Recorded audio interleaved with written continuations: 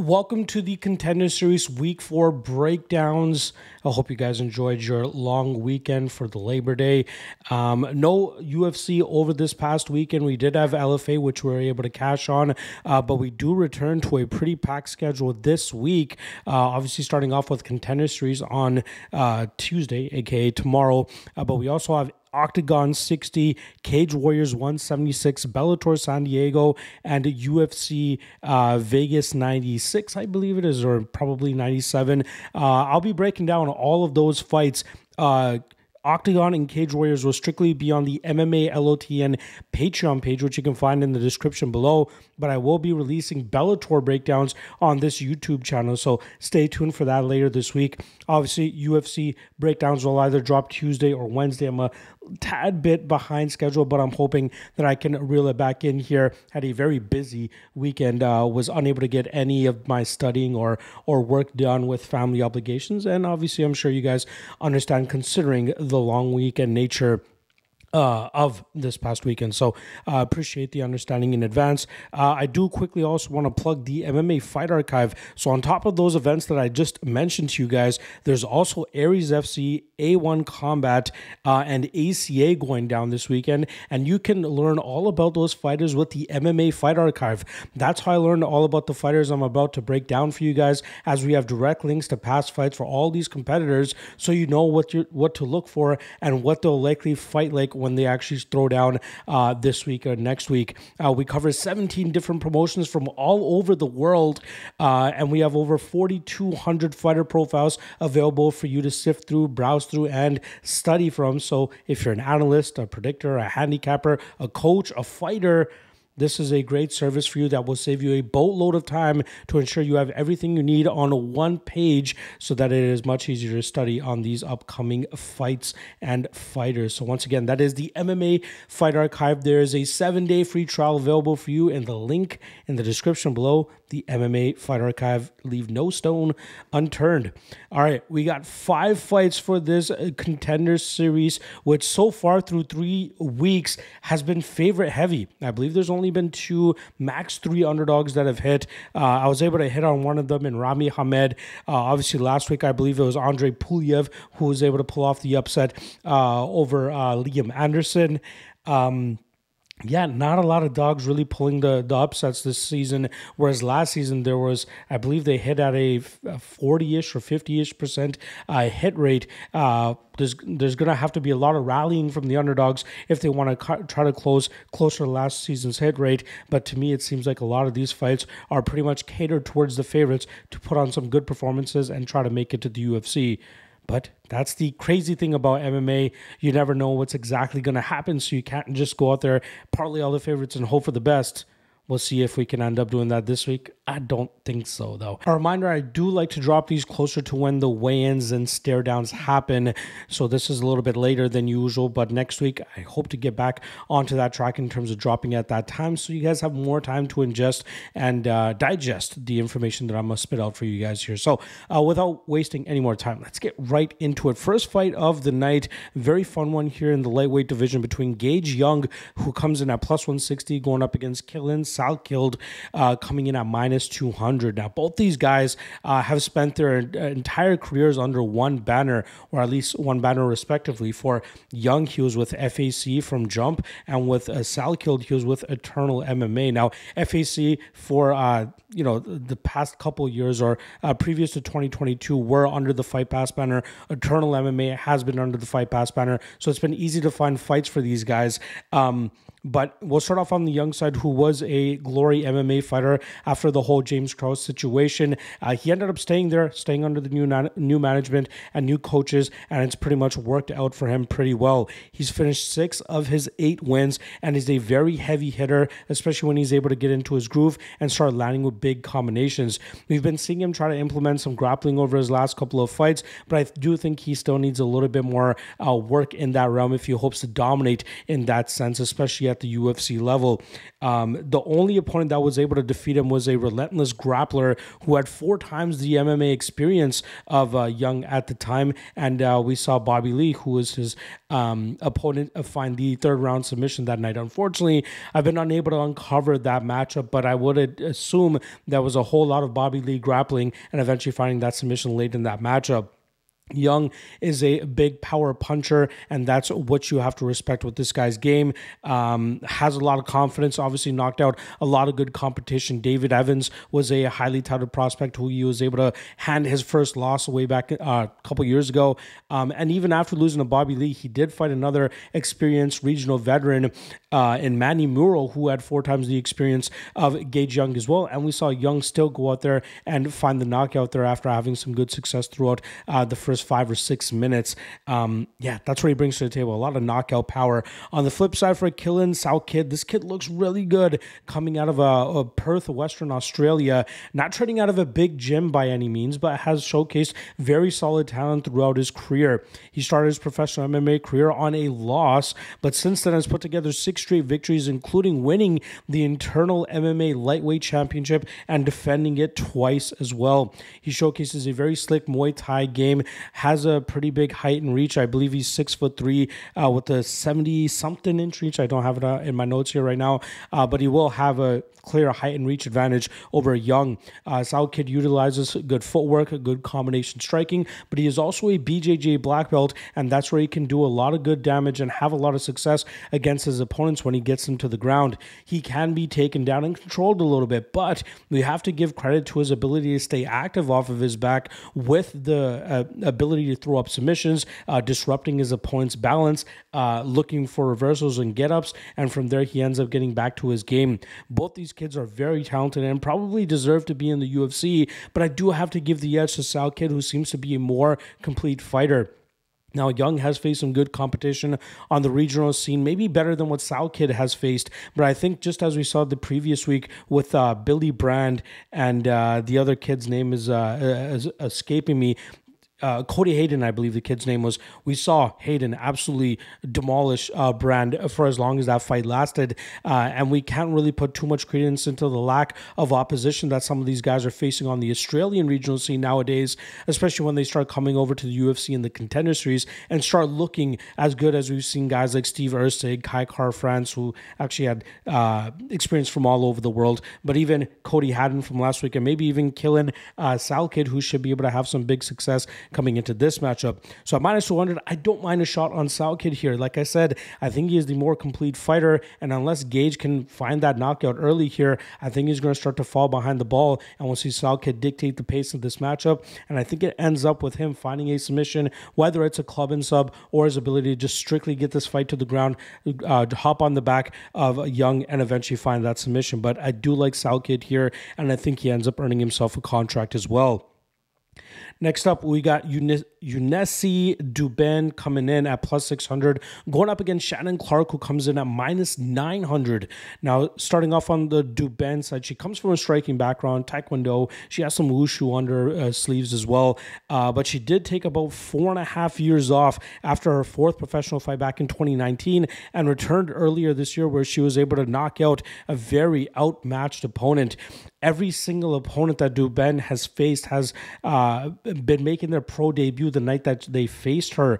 And you can see a clear skill discrepancy because of the Taekwondo background that Duben comes from. She's able to dictate the pace to most of her fights, utilize her speed, power, and striking advantage over pretty much everybody she's faced. So she hasn't really faced any adversity or any resistance in any of her matchups. So I think it's going to be a huge shock for her when she starts landing on Clark, and Clark goes nowhere. And then Clark just closes the distance and does what Clark does.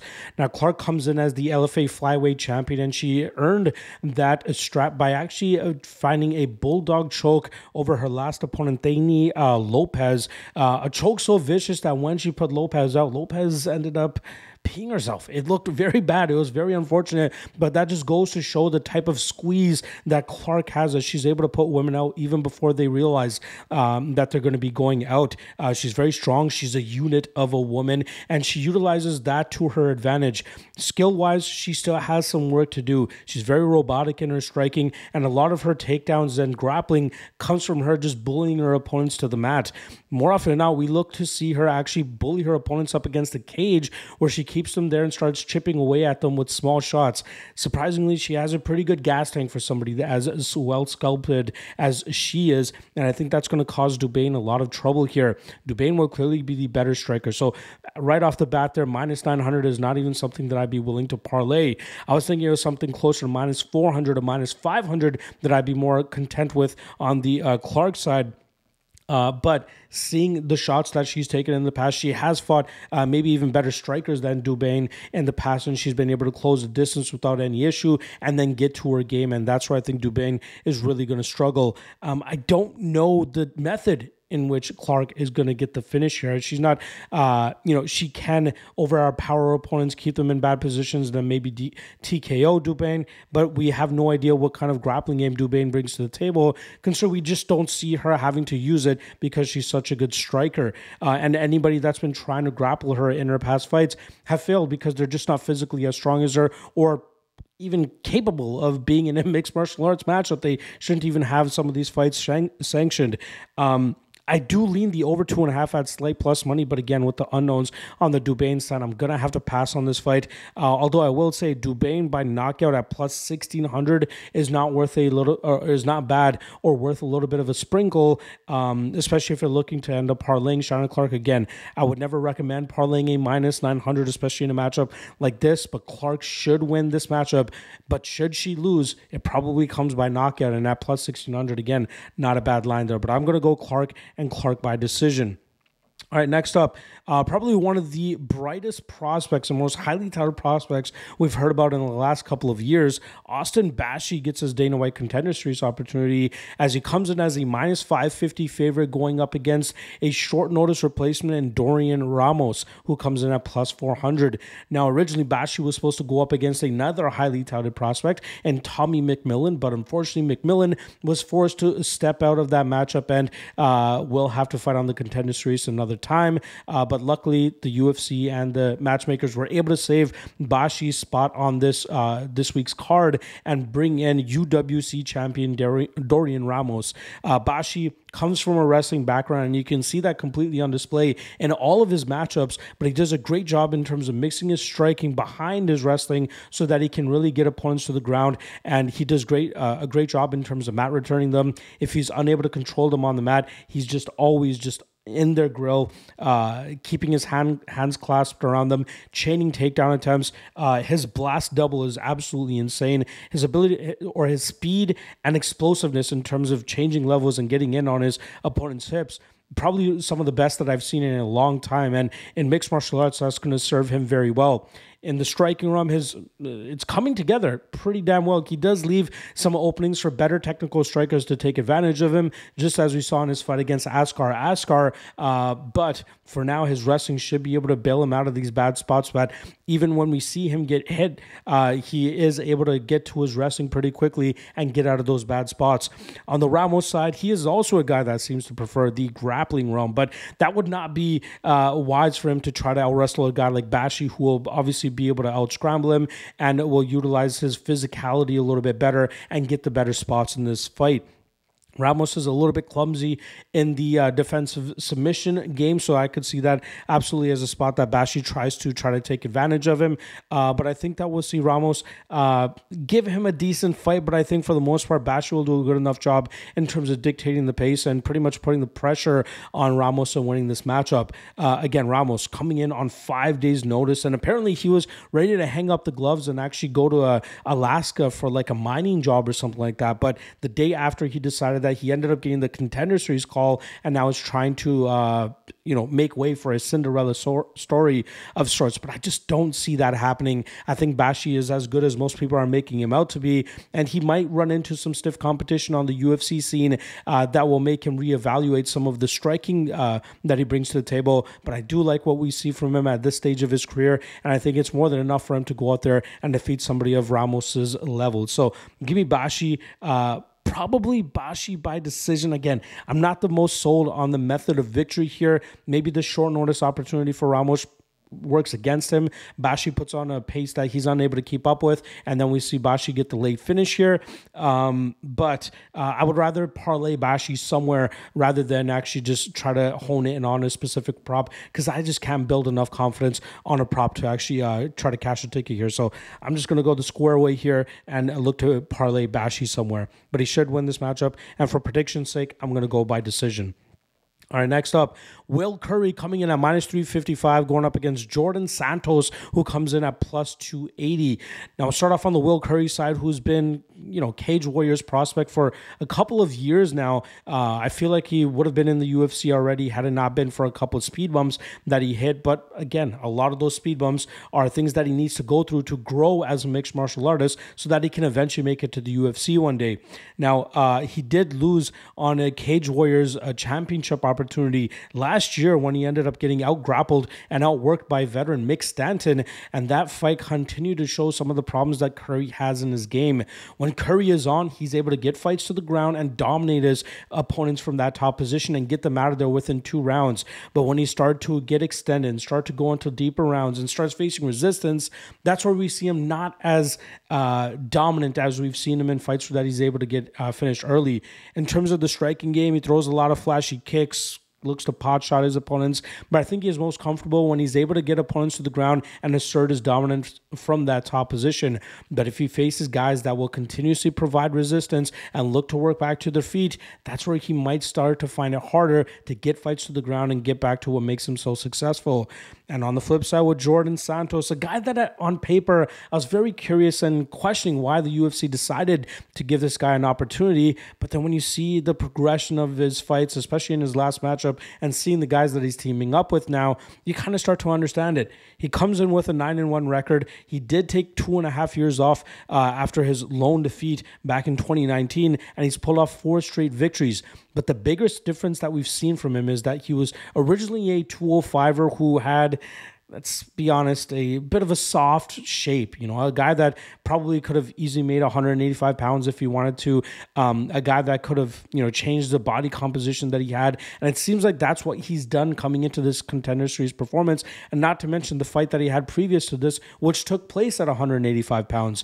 In between his last 2 matchups, you can see a clear transformation. It seems like he is taking mixed martial arts much more seriously, and even though we saw him get grappled a lot in his last matchup, he showcased great resilience and an ability to work back to his feet constantly and then start dishing out damage to his opponent to eventually succumb to that. And I think we saw Santos actually win that on the scorecards, if I'm not mistaken, but he continuously kept a damage on him after he was able to do his defensive work. He also trains alongside the Bomb Theme brothers, who I know are going to be working on his overall game.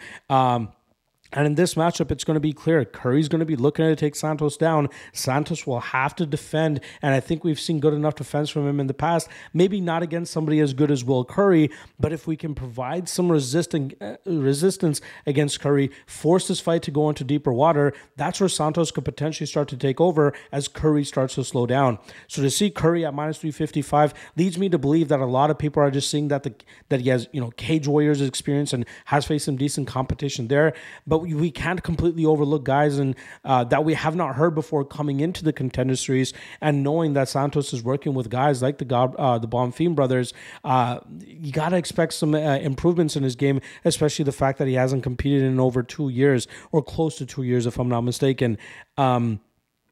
I think he's been working in that time. We've seen a complete change in his body. We might be able to see an even better version of him here. It's going to be hard for him early here, but if he can withstand that early onslaught from Currie, this is a fight that we could see the momentum swing in Santos's favor after that 1.5 round mark. So I don't mind Santos here as a little bit of a dog shot. If you can get him anywhere better than plus 300, again, there are worse underdogs to take shots on this card, but I do think that Santos is worth a little bit of a shot. Maybe even a sprinkle on his round 3 prop at anything better than plus 15 or 1600. Yeah, I'm gonna go against the grain here. I know a lot of people will likely unanimously pick Currie, and he can absolutely get this fight done within the first round. But if Santos can survive it, I do think that we'll see a lot of good work from him in the second and third rounds, and possibly even find a late finish here. But yeah, I'm gonna go Santos round 3, probably TKO. All right, this is a banger of a fight to finish off the card on. We got Salkilld coming in at plus 240, going up against Igor Cavalcanti, coming in at minus 300. Now, we'll start off on the Ko side, who I believe his nickname is actually incredible, but his IG handle is Korean Tyson MMA, and you can completely understand why when you see this guy fight. Through 10 of his professional fights, he's finished 6 of his opponents inside the distance, but even those 4 that he ended up winning on the scorecards, he was able to hurt those guys on numerous points in their fights, but was unable to get the finish against some of these guys. They were just able to survive long enough to work through getting rocked, but this guy thuds every time he lands on his opponents, and he's able to put some of these guys clean out. His wrestling game is improving, and that's what he kind of leans on when his opponents won't go away easily, but he's going up against guys for the most part that he's able to just land big shots on and get them out of there.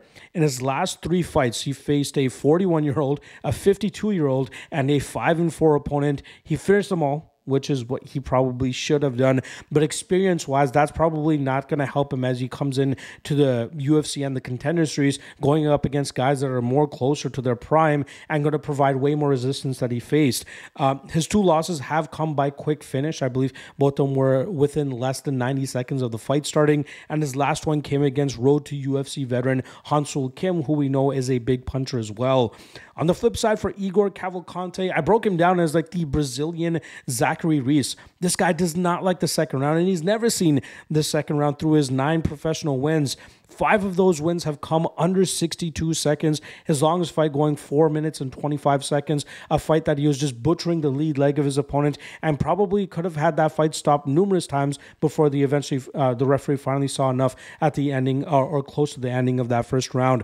He is a BJJ brown belt. He throws with heavy and bad intentions early, a little bit wide for my liking, so something that he could potentially get countered by better strikers. But once he gets fights to the ground, he's very aggressive, doing his best Jacare impersonation, as that is also his nickname. But you see him be very dominant once he gets fights to the ground, and from there he just looks for finishes. He is not looking to lay and pray against his opponents. I get why he's minus 300. He looks to be the more complete fighter, but to see him go up against a guy that could potentially land some big shots and possibly even counter him effectively when Cavalcanti throws those big strikes, it gives me a little bit of pause. What I don't mind a shot on is the under 1.5, which is probably chalky at this point. Last time I saw it was minus 215.